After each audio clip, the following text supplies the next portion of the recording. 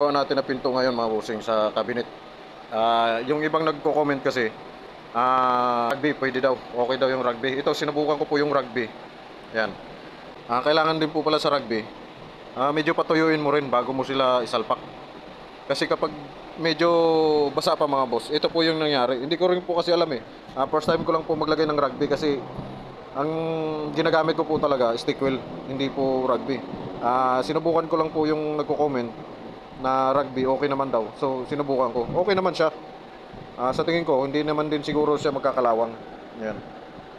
Yung stick wheel kasi, nagkakalawang yun. Pero, mas mainam siya ikabit, saglit lang. Hindi katulad nito, kailangan patuyuin mo muna bago mo siya ikakabit.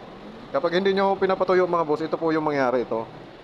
Ito may naikabit na po kasi ako rito. Ito po, ayan po nangyari, nagkaroon siya ng mancha. Hindi ko kasi napansin na, ano, ganito pala mangyari. Pagkabit ko sa kanya, paglagay ko ng rugby, ikinabit ko agad. Yan po pala nangyari sa kanya. Ano pala? Bumababa. Yan, nagkakaroon po siya ng mansa. Yan oh. Dito sa kabila. Ganon din po. Nagkakaroon siya ng mansa. Yan, ganon din po doon.